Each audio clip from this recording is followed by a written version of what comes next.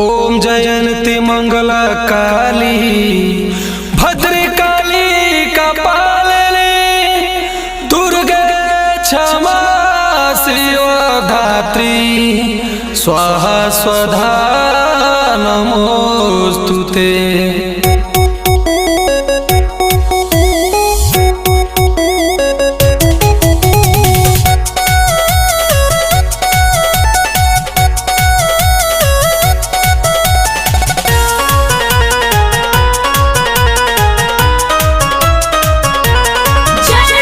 कवना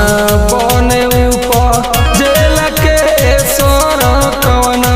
बनवा कुसुम कवना बनवा कुसुम हे माई मोरे कवनर बनवा उपजे ओ रहुलवा तो मैया के खिलवना बरुए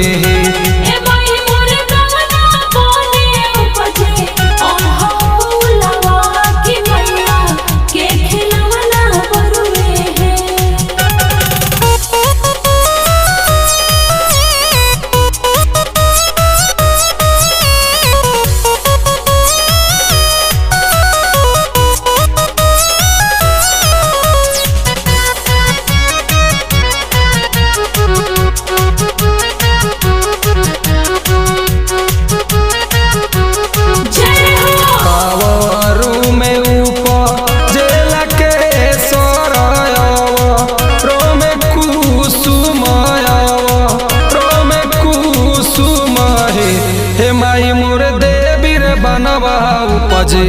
ओ रहुलवा तो मैया के खिलवना बरुए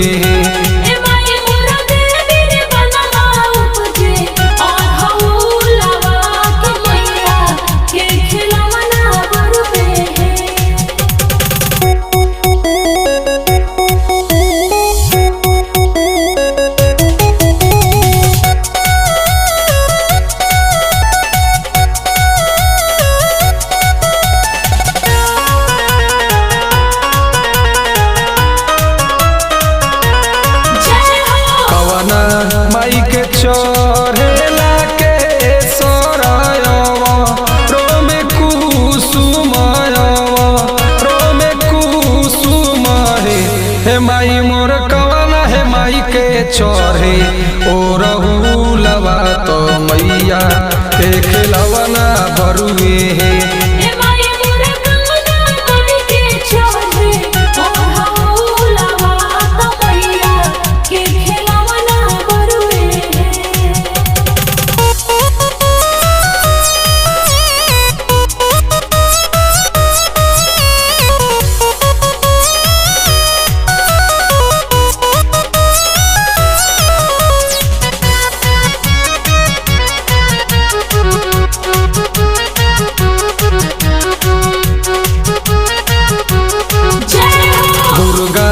माई के